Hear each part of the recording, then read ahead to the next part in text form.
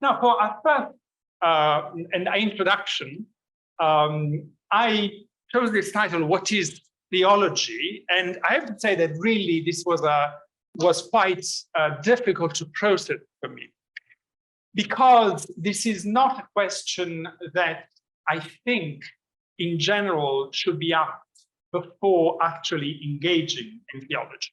It is very important that first of all, we think about God, think about the Trinity, think about Christ, think about our faith, and then we reflect on what we are doing. So please do not consider this as an introductory lecture. The reality is that most of you already, in one way or the other, have done theology, whether through coming to the classes here or to your readings, or through, of course, the preaching in church. So there is already formed in your mind an idea or a sense, more or less, of what we are talking about when we are talking about God. And so that theology, which is logos, study of, or logia, discourse of, on God, is not entirely based on on nothing. But I think it is very important to turn this question upside down and trying to understand really what are we doing here? Really, what are we doing? Because there is one. Well, let's say it. The task of having to teach theology class is a daunting one for someone like me who has done it most of my life in a university setting. And most of the people who go to university to study theology, they do it because of job, because they are training for ministry, and then there are certain requirements, a certain way of approaching it when you do it in the academia. But when we do theology here in this context, what are we doing? And I think it is extremely important for you also to ask this question. So please do not consider what I'm telling you prescriptive or normative. My hope is really to provoke you to think about what are you doing here? Why should you do this? And I hope that this is also going to be that which sustains your motivation, because that's the other thing. I wouldn't want these classes to be this one-off, one does here and there, just because it is on offer, or just because, oh, why there's this topic interests me, let me go and hear this. It is a good enough reason to do it, but I think it's not good enough. Theology is not something which can be done on and off. It is something on which one has to invest energy, has to invest thought, has to invest emotions as well, and has to invest imagination. So I hope that I will help you, not only today, but probably in the next one or two of our talks, to understand a little bit why are we doing it? Not why should we do this, but why are we doing it? So I put together some suggestions. So the first one is, what are we talking about when we are talking about theology? Okay, seems very easy, no? Logos, as I said earlier, talk or study of God. So just to flesh it out, I thought, well, let's think about what are we doing when we do geology, for it, right? It is a word which is similar to theology. There is logos inside. There is another first part, which is geo, which comes from ge in Greek, which means earth. And we all know it is a branch of natural sciences that is concerned with the earth and astronomical objects, the rock which is composed, and the history of these strata of rocks. And there are reasons why we do geology, right? If you ask anyone what is geology and why you do it, well, I mean, some people like rocks, Some people do it for an hobby. Some people do it because they want a job. They like rocks, and why should we not invest on the things we like to make a living? Or if you have to build a house, it's unlikely it's going to happen to you. You will probably ask the architect to do this for you. You want to know that the place where you're going to build it is solid enough. Or you might be exposed to geology when there's an earthquake, because whenever there's an earthquake, we are explained that there are tectonic plaques, etc. And of course, if you want to move to California, probably you're going to think twice about it and do a bit of geology and try to see whether the big one is close or close enough for you not to want to go there immediately. So when we compare geology with theology, what happens? Or we can even say, can we really compare the two, even if the two of them seem like each other by the way they are called? And we run immediately into a problem. Obvious one is that theology is the study of theos, God, and God is not an empirical reality, a reality that belongs to the realm of experience. There is one thing, and one thing which is absolutely essential, and I will be repeating to you all the time: nobody has ever seen God. It's not me saying this, this is St. John at the end of the book. Nobody has ever seen him, nobody will ever see him. We are, of course, told about vision, about experiences of God, about many ways in which God has made himself manifest to humanity, but everything we have seen is not God, is something that has mediated to us, God. Which does not mean that it is not real. And we are going to see the sense in which it is real. But it is also incredibly important to keep that God is God, as one famous theologian, Karl Barth, said, supremely free, and also supremely inaccessible. Supremely inaccessible. God is not only he who nobody has ever seen, but also he who nobody will ever see, at least in this life. When it comes to the other life, we are promised that we are going to see him because we are going to be as he is. We are going to be transformed. But this is something which dictates or shapes the way in which we should understand the task of theology here. Because the problem is that how do you do a science about something which nobody or who nobody has ever seen and nobody will ever see? There are functions that will be amazing.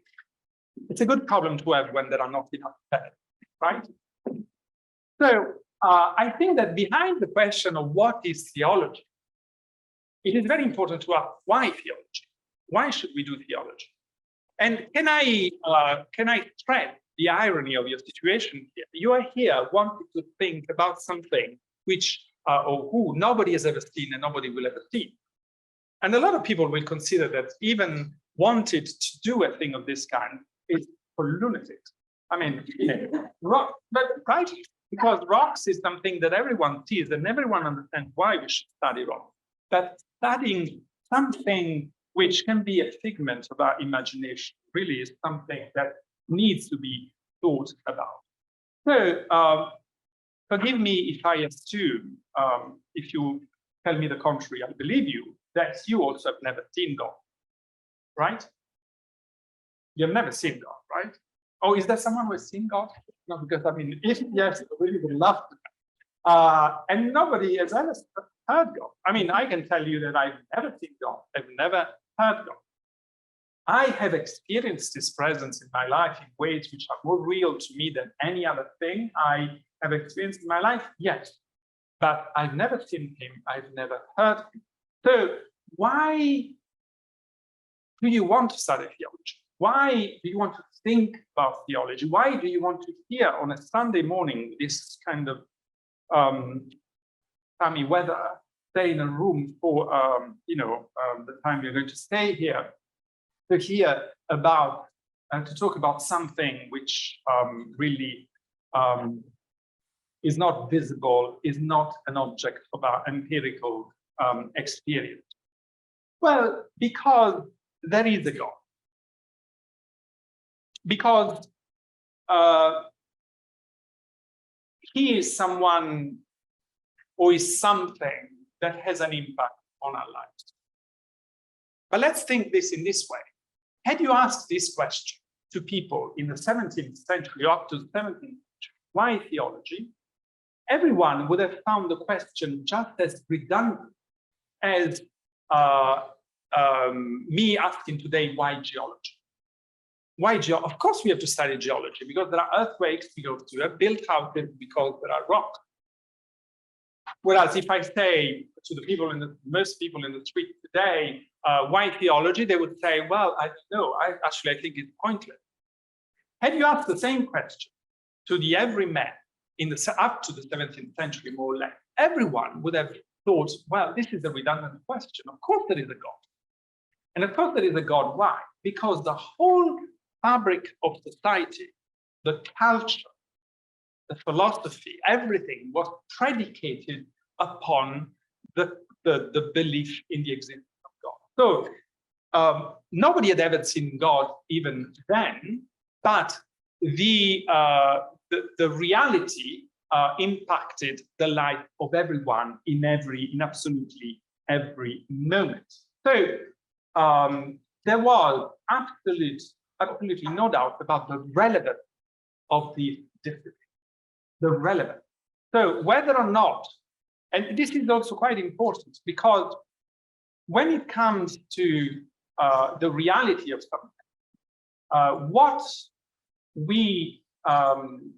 what is paramount in our mind is not so much whether or not we see it really there, but whether or not it is relevant.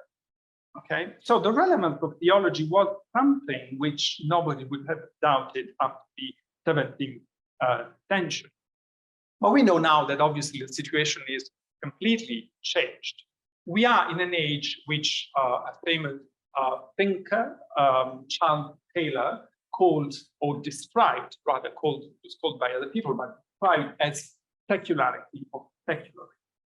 And secularism, mind you, is not something that concerns only the people who do not believe in God.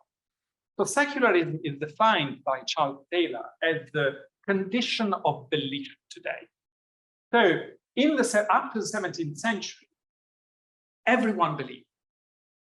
Whether they were practicing or not, whether they were Christians or not is another matter. But for everyone, nobody would have questioned the existence. And everyone started from the basis that there is a God. So belief was the default option, and non-belief was exception, or was something you had to assert, to affirm, to construct. Whereas today, the situation, the default position for all of us is non-belief. Non-belief. It is quite interesting thinking about this in the day of the default position is non-belief, which means that even those who are Christian have to do the extra work to justify themselves why theology, why God, why believing. So when we ask what is geology, we do not really need to ask why geology, as I said to you earlier.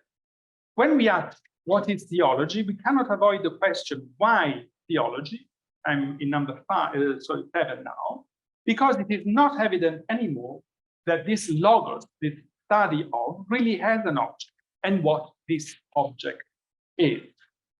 And this has become a real problem, especially for those who teach theology in the university, You might think that, it is better to study theology in the university. I would tell you, well, probably you have to think twice about that. Because theology is based upon the assumption that there is a universal reason which is accessible to every sensible person, and that as human beings, we are in a position of overlooking the whole of reality and making judgments about that. Okay? And if there are things we still do not encompass, so the universe, we discover the universe is bigger and bigger and bigger than we ever find mind-boggling. Yet at the same time, we know that it's not because it is not possible, it's just because we are not there yet. Okay? But we have this confidence in the fact that reason can encompass and judge or consider everything from above. The disciplines which obviously are considered as legitimate in a university setting are philosophy, besides the natural sciences, etc. But in humanistic terms, obviously literature, philosophy, history, religious sociology in particular. And what has happened to theology in a university setting is that often, not always, but often, I would say almost had a chip on its shoulder, a sense of inferiority, and the need to justify its legitimacy, its relevance in a university context. Why? Because, again, we are talking about something which is non-evident, which is invisible, which can be a figment of the imagination. So the way in which theology has affirmed very often its right to be taught in a context which has to be rational has been to become more and more like philosophy, like history, like sociology, or like religious studies. What does it mean?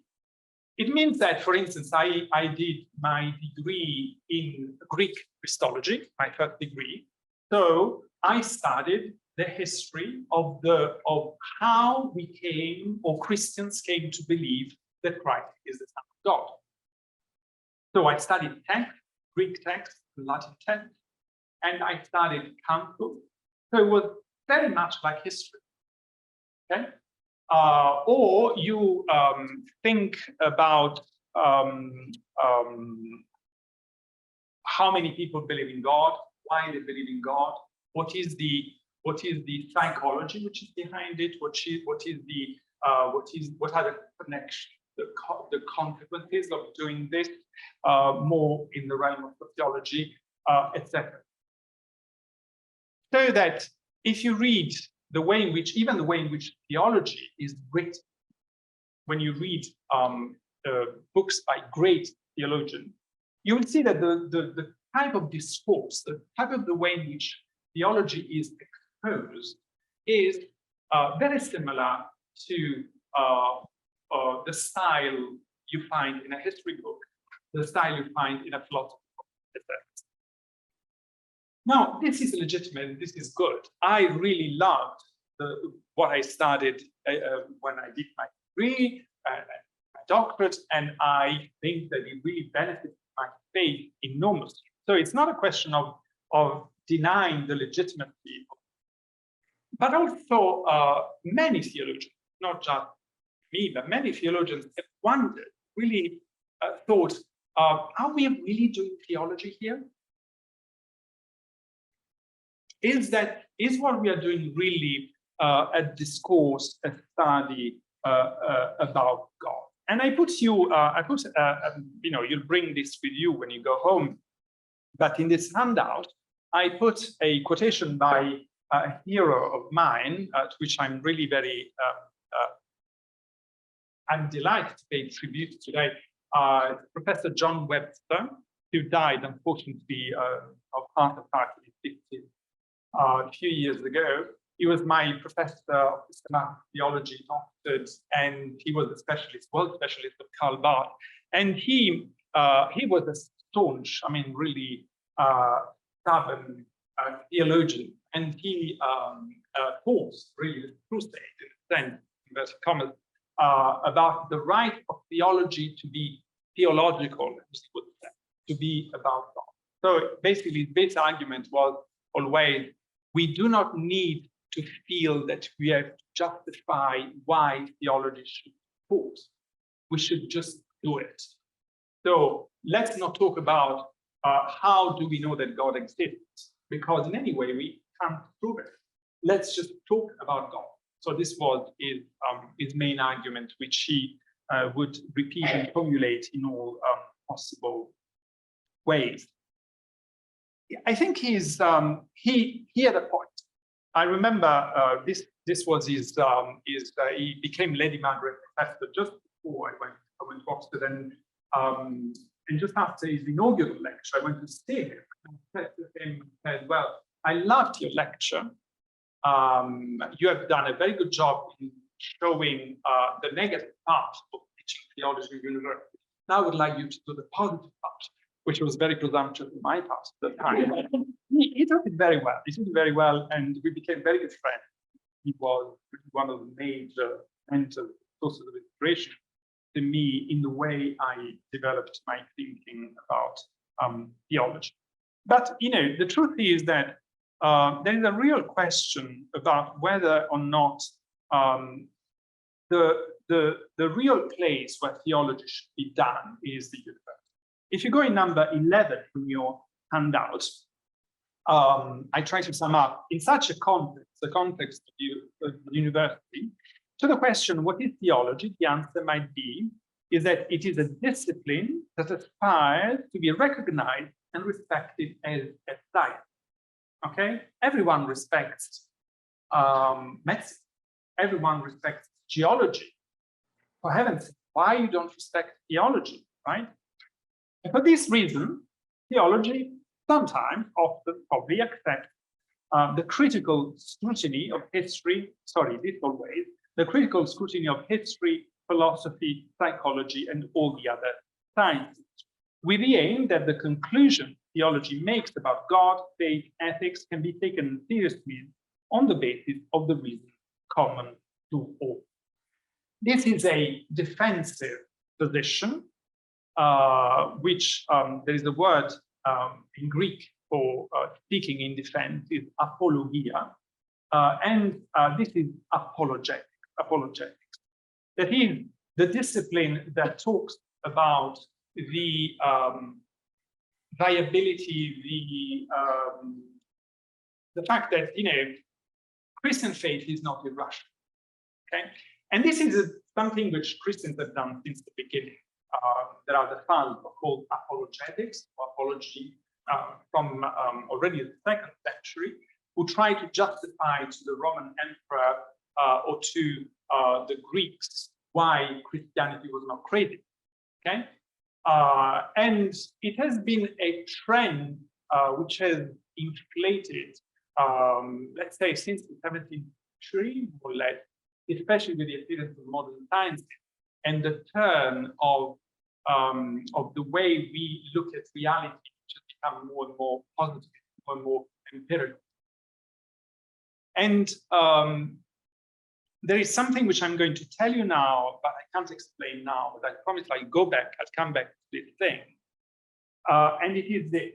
There are very serious thinkers who say that, and one is in America called Michael Buckley, a Jesuit who died a few years ago, that the origin of modern atheism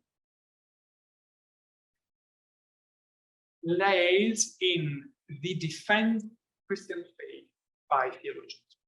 So is the defense of faith that backfired at Christianity and created the condition for modern atheism. Now, this is something which I will go back to. It seems a bit strange. How is it possible that when you try to defend the Christian faith, it backfires at you, and the consequence you have is that to create the soil for atheism?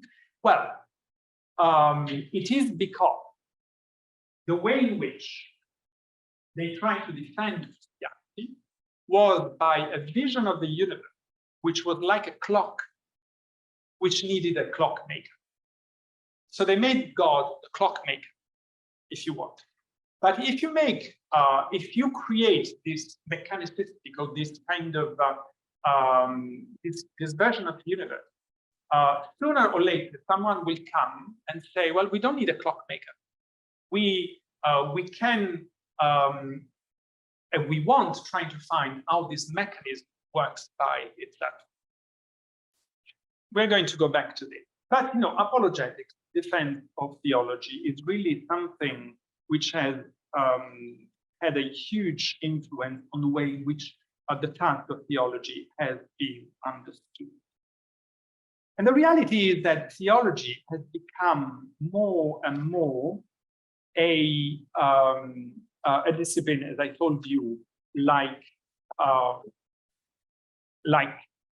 the other sciences, philosophy, logic, psychology, etc. So the question is, what is the right place about doing theology? And this, sorry about this, probably roundabout. I don't know if it was interesting enough for you, but the thing is, I think it was the premise which is quite important to understand whether it is legitimate to do theology here, in which way we are doing theology here among us, and why it is. To do this, I'm going to, instead of keeping explaining, showing you something. So if you go at number 19 in your handout, I'd like you to look at this text, one of the greatest works of literature, of philosophy ever written, and one also of the most powerful spiritual text ever written, the Confession of Saint Augustine. That is one of my heroes, and my doctoral thesis was the treatise on the Trinity. And this is the absolute beginning of the Confession. It's the first page of the Confession. It's a bit kind of edited because I really wanted to focus on what I want to talk about. But I think we are going to get the core of what he wants to say. Great are you, O Lord, says Augustine, and greatly to be praised. Great is your power, and of your wisdom there is no end. You move us to delight in praising you, for you have made us for yourself, and our hearts are restless until they rest in you. Now, this is a very famous sentence by Augustine, repeated constantly, but often not understood with enough depth. You have made us for yourself, and our hearts are restless until they rest in you. Lord, teach me to know and understand which of these should be first, to call on you or to praise you, and likewise to know you or to call on you. But who calls upon you without knowing you? Who goes to Mass on Sunday to worship without knowing God already somehow? Otherwise, why would we go to Mass on Sunday? For he that knows you not may call upon you as other than you are. So if I do not know God already, how do I know that what I worship when I go to church really is God? And it's a real question, because we might be going to church every Sunday, we might be saying our prayers to an idol, the projection of ourselves, to something that performs a role in our life which makes us comfortable in one way or the other, but not the real God. Hence, one of the important reasons I would say to do theology is making sure that he whom we pray, he whom we worship, really is God, is not a projection of our imagination or of our needs or of our thirst for power. God has been used as a prop of power throughout history. And that's the most frightful of idols. And that's the most frightful betrayal of what Christianity is about. And yet it has been a dominant model in the history of Christianity in many centuries and in many places. Why theology in that case? Well, to make sure that what we worship or whom we worship really is God. So let me seek you, Lord, in calling on you, and call on you in believing in you. For you have been preached unto us, says Augustine. O Lord, my faith calls on you. That faith which you have imparted on me, which you have breathed into me through the incarnation of your Son, through the ministry of your preacher. Now, there is one thing which Augustine does here, which no professor in a university will ever do, and which basically no book of theology does nowadays. I don't know if you can guess what this is. He does one thing, and probably you can tell it by seeing the capitalized you. Augustine does not talk about God as third person, as an object, as an it or he or she. He's not making a discourse about God. Like, you know, God is here, I'm here. Okay, I can observe what this object is and I can make judgments about it. Augustine knows that it is not possible to do this with God. Because if God is what we believe in, is someone we encompass about, he is the root of our being. He is, as St. Paul says, in him we have life, existence, being. He is the creator. He is our destiny. He is just, you know, we are alive because we breathe God, etc., etc. It's not an object which we can put in front of us and analyze, however big. The universe is, there's nothing more bigger than the universe, right? And yet the universe is an object, in a sense, which we can somehow take a distance from and analyze it. God is not, okay? And the move Augustine makes here, and Augustine is, you know, I would say Augustine, Thomas Aquinas, I would add Karl Barth, Paul Tillich was mentioned today. I don't know, I wouldn't put him at the same level, but these are the greatest theologians of history. So he's a theologian here, who does theology in a certain way, in a way which is really different from the way we are accustomed to have it done in a university context. He refers to God. He does theology by saying you. He does theology by acknowledging that he is not in a position to look at God like we look at a rock. Okay? Which does not mean that it's not possible to say something about him. But the way in which we do it has to be different. So the main point I'm trying to get at, when it comes to try to understand what is theology, is that theology is so difficult to grasp as a discipline because it has to do not with an object, but with a subject.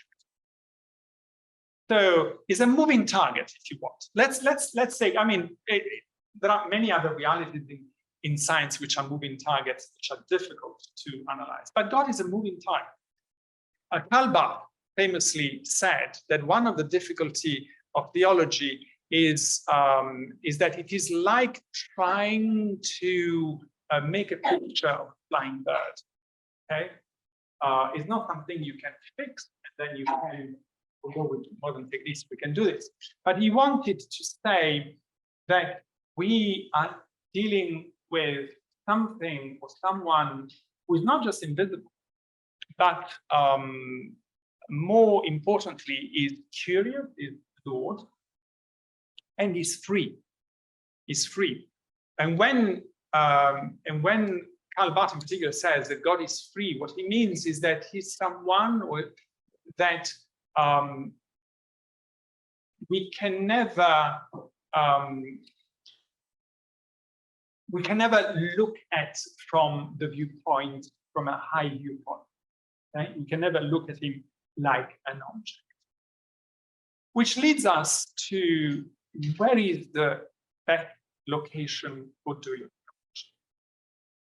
Well, if you had asked this question to theologians during the first 1,000 years of history of Christianity, you know what they would have answered? That the place of theology is worship. Most of the theology, or the theology books we have from especially the first 5th century of Christianity, are homilies, sermons. That which has been taught as a response to the word of God in church. And also, it's not just theology, the place of theology in the church, not just because there is preaching in the church, but also because in the church we do what St. Augustine is doing, is that we call God you. We praise you, we thank you, and we hear God talking to us through the scripture. So there is a dialogue. And with a subject matter, if you want, of a discipline like God, the only way of knowing, of God, getting closer to him, is not by taking a distance from him and trying to analyze him from above or from a position of objectivity, of neutrality, but it is by engaging.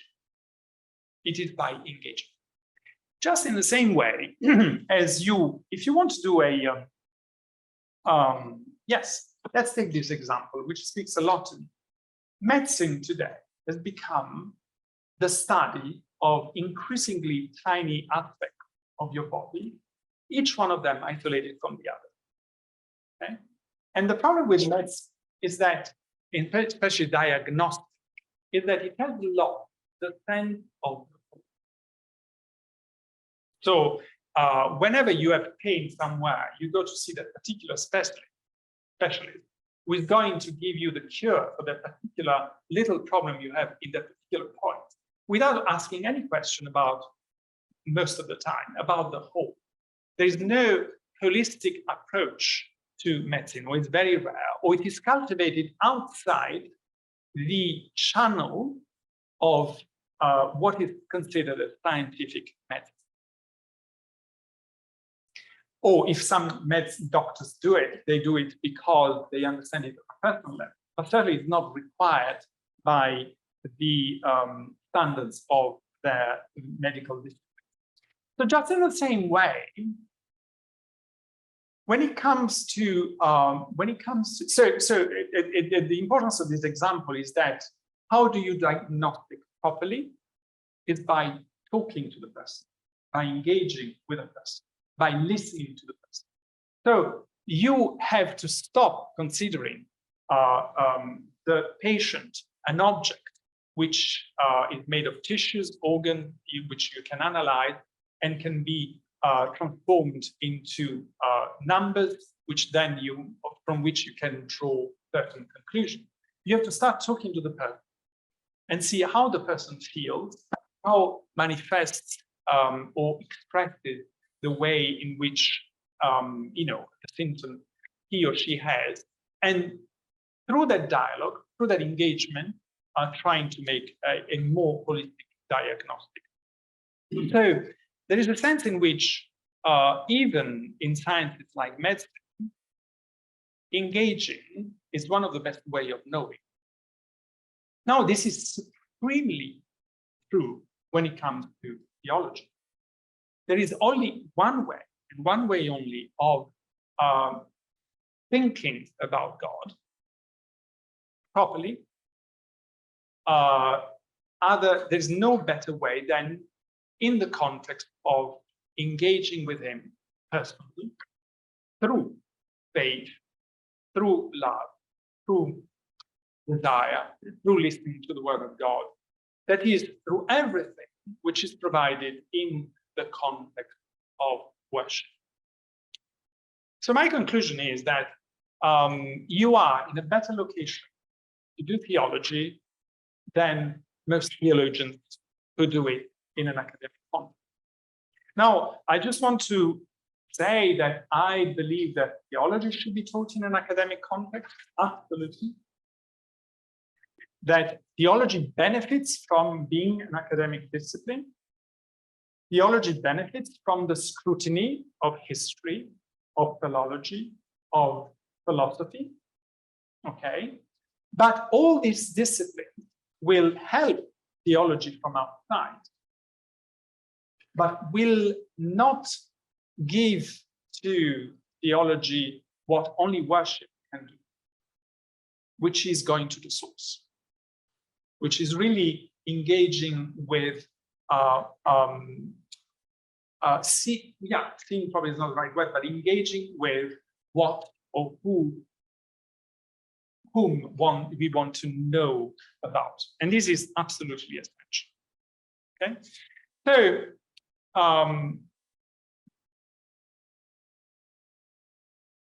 in the case of us here, I think that I want to leave you with this. And this is that the importance of doing theology, at very least,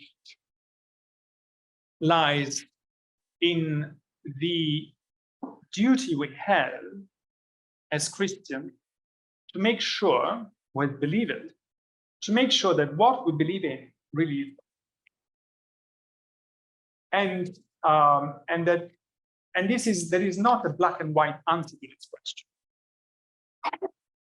Even when, and even with the best intention, one has come spiritually or intellectually or in terms of worship closer and closer to something which is more like the real God, the possibility of slipping away is always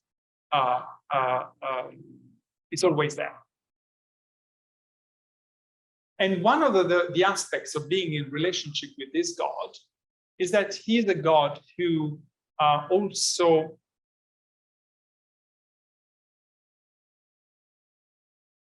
challenges us constantly, challenges us. So that studying theology can never be a discipline which is purely in the realm of orthodoxy, as it's said, in the realm of knowing rightly about God. But it's inseparably auto-practice. It's always inseparably about what we do about it, and what consequences it has in our behavior and in the way we relate or live accordingly. So that there is no way in which we can separate what we know about God and what this knowledge does in our life. If this knowledge does not have an impact in our life, it means that we are not really knowing God. And from the impact this knowledge has in our lives, we know whether or not we really are knowing God or not.